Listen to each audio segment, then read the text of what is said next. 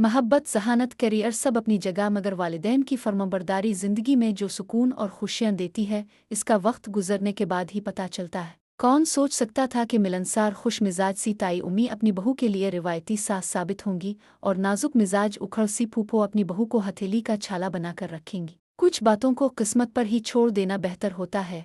आप सबको मेरी ये बातें समझ में नहीं आ रही होंगी, मैं आपको शुरू से बताती हूँ। सफ़ा ने बीए कर लिया था, बस अब इसे मेरे शाहजेब की दुल्हन बना दो, फूफो ने खुशगवार अंदाज में उम्मी से कहा। मैं अपने ध्यान ने अंदर आती हुए दरवाजे के बाहर ही रुक गई। उन दोनों ने मुझे नहीं देखा, लिहाजा मैं वहीं खड़े होकर बात सुनने लगी। मैं सफ़ा के अबू से बात करती हूँ, फिर जैसे वो कहीं। उम्मी ने टाले वाले अंदाज में कहा। गोविटासिटा होने की वजह से वो भी फूफो की नंद थी और बराबर की धौंस जमा सकती थी, मगर उम्रों का फ़र्क और फूफो का मिजाज उन्हें हमेशा ज़ेर रखता था। हद कर दी सीमा। सलीम ने भला किया कहना है, मैंने तो शाहजेब को बचपन से कह रखा है कि अपनी भतीजी को बहू बनाऊंगी, तो मुझे ये बताओ कि कब रिश्ता लेकर आऊं।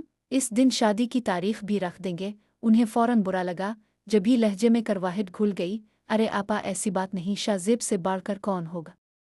दरअसल बड़ी भाभी का भी सफ़ा के लिए इरादा है। उम्मी की दोगली बात पर मैं हैरान रह गई। नौजवानी की जज्बातियत, मसलहत और हिकमत जैसे अल्फाज से नाआशना थी। दुरुस्त गलत फौरी रद्द अमल मेरी तसल्ली का बाइस बनता था। लो भला, जब मालूम है कि सिर्फ आदिल भाई ही आपी को पसंद नहीं करते बल्कि आपी का रुझान भी वही है, तो साफ मना कर देना चाहिए था। मैं अंदर ही अंदर उम्मी की बात सुनकर तिलमिला गई, मगर फूफो की बात पर मुझे और भी गुस्सा आ। जो कह रही थी, पहला हक तो मेरा है, मुझे सफ़ा जैसी हंसने बोलने वाली लड़कियां पसंद हैं। सबा तो बहुत संजीदा है, मगर खैर फिर भी एक भतीजी तो मेरी ही बहू बनेगी। उनके यूं मेरे ज़हीन फ़तीन सबा बच्चों पर तबसरे और हतमी राय सुनते हुए अंदर ही अंदर कुड़ती हुई वापस कमरे में चली आई। भतीजियां न हुई भीड़ बकरियां हो गईं। तीनों बहनें एक ही कमरे में रहती थीं, मगर इस वक्त वो खाली था।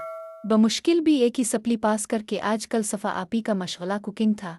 तरह तरह की तरकीबें आजमाना उनका मशगला था। वो इस वक्त बावर्ची खाने में मसरूफ़ थी। सबा बिज्जू को पढ़ने का बहुत शौक था। आपी से साल भर छुट्टी होने के बावजूद दोनों ने एक साथ मैट्रिक किया था। फिर बिज्जू अपने ख्वाबों को पूरा करने यूनिवर्सिटी तक जा पहुंची और ज़्यादातर यूनिवर्सिटी की लाइब्रेरी में ही वक्त गुजारने लगी। उनके पास साइंस के मज़ामीन थे, उन्हें गोल्ड मेडल लेना था, डॉक्टरेट करनी थी और अल्लाह जाने उनके क्या क्या ख्वाब थे। इस वक्त भी वो यूनिवर्सिटी से वापस नहीं आती। आपी और बिज्जू से काफ़ी छोटे में और उसामा थे और हम दोनों जुड़वां थे। मैट्रिक के बाद इस साल ही मैंने खुशी खुशी कॉलेज में दाखला लिया था। कॉलेज जाकर मेरी सारी खुशी पर पानी फिर गया।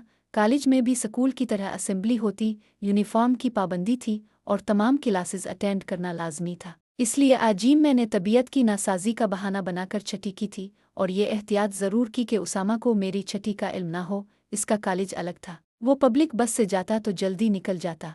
मेरे लिए शाहजेब भाई के कहने पर वैन लगवाई गई थी। शाहजेब भाई हमारे घरेलू मामलात में बहुत दखल देते थे। रिश्ते में तो वो हमारे मामू के बेटे थे, मगर मैट्रिक के बाद ही हमारे घर आकर रहने लगे। इसकी एक वजह तो अबू की नौकरी थी, जिसमें दिन रात की ड्यूटियां लगती थीं। कुछ उम्मी के अकेलेपन और छोटे बच्चों का ख्याल, तो कुछ बड़े शहर में अच्छी तालीम का सोच कर मामू ने बेटा बहन को दिया था। मैं पहली जमात में थी जब वो हमारे घर का फ़र्द बन गए और उन्होंने मुझे और उसामा को पढ़ाने की जिम्मेदारी संभाल ली। हम दोनों आपस में इतना लड़ते थे कि आपी और बिज्जू के लिए हमें पढ़ाना तो दूर की बात, बल्कि सुलह सफाई से बिठाना भी मुश्किल हो जाता था। उन्होंने शुरू से ही हमें कुछ डांट और कुछ लाड से यूं काबू किया कि हम उन्हें दिल से बड़ा भाई मानने लगे।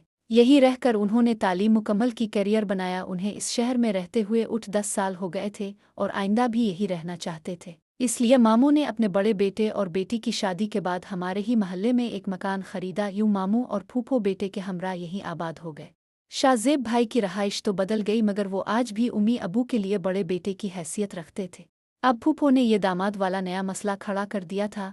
मैं कमरे में अकेली लेटे यही सोच रही थी। अभी फूफो हमारे ही घर में थी, सो मैंने दिल में बात दबा ली, लेकिन मौका मिलते ही मैंने अपना पेट बहनों के साथ हल्का किया। क्या वाकई दोनों का रद्द अमल बेसाख्ता था? आपी का रोने वाला मुंह देखकर मैंने मजीद कहा, सच्ची मैंने खुद सुना था। बल्कि फूफो तो कह रही थी कि सफ़ा हो या सबा, किसी एक को तो मैं ज़रूर अपनी बहू बनाऊंगी।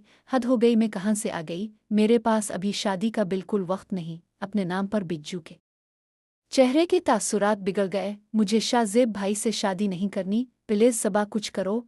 आपा ने मुल्तजी अंदाज में बच्चों को देखा करना किया है, उम्मी को बता दो। बिज्जू ने नाक से मक्खी उड़ाई। मुझे भी आदिल भाई अच्छे लगते हैं, ताई अम्मा भी खुश मिजाज हैं, پھوپھو کی طرح نہیں بے ساختہ اپنی رائے دیتے ہوئے مجھے یاد ہی نہیں رہا کہ عادل بھائی اور آپی کی پسند ایک کھلا راز تھا۔ میرے منہ سے یہ ذکر بڑی بہنوں کو پسند نہ آیا۔